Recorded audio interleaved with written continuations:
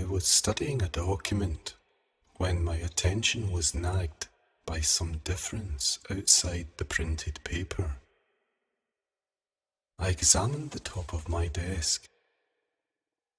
It had been polished wood with a slightly rippled grain, but now the grain had vanished and the surface was as blank as a sheet of plastic.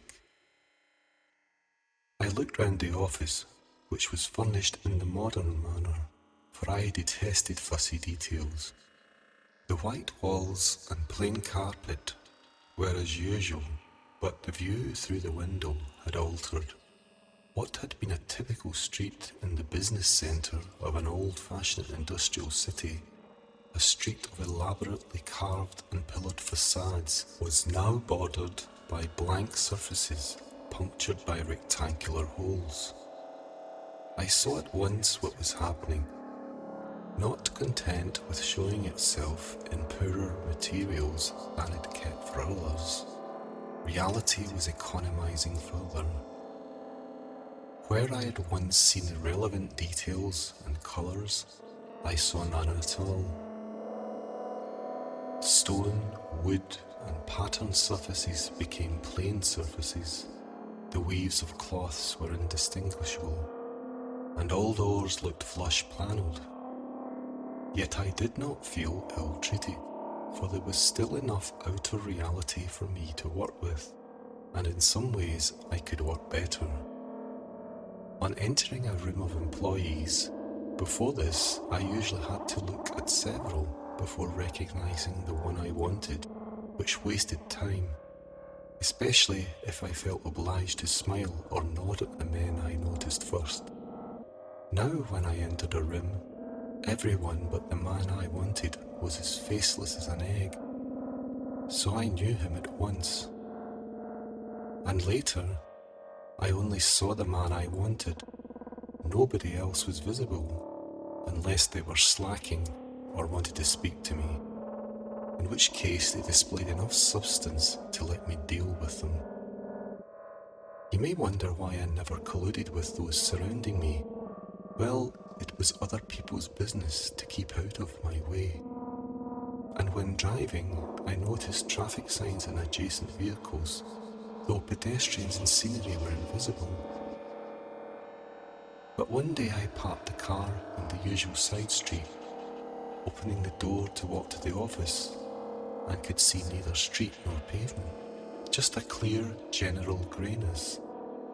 And leading through it to the dim silhouette of my office, there were no other buildings, a line of solid pavement-coloured stepping stones, each the size and shape of the sole of my shoe.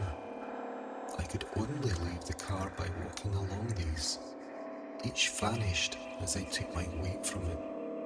I had spasms of vertigo and was in terror of what would happen if I stepped between the stones. On reaching the office doorstep, which was completely visible, I squatted and moved the palm of my hand experimentally into the emptiness. A piece of pavement the shape of the hand appeared underneath it.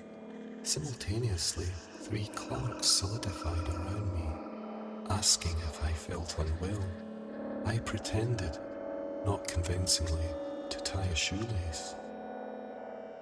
Later, I sat on a swivel chair above fathoms of emptiness, grey emptiness all around, except where 6 feet to the right, a pencil, moving on its own point across an angled notepad, showed where my secretary was taking down the words I dictated to her. My right hand felt as if it rested on my knee, but I could see nothing but the dial of the wristwatch. At 5:30, a line of carpet-coloured stepping stones appeared, which released me from the chair. But walking on them was hard, for I could no longer see my feet, and when I reached the end, instead of the linoleum-coloured stepping stones of the lift floor, I saw nothing. The emptiness before and behind was total and complete. I saw nothing, heard nothing, and felt nothing but the soles of my feet pressing the floor under them. Suddenly I was too tired and angry to continue. I stepped forward and nothing happened, except that the pressure on my feet vanished. I neither fell nor floated. I had become bodiless in a bodiless world. I existed as a series of thoughts amid infinite greyness.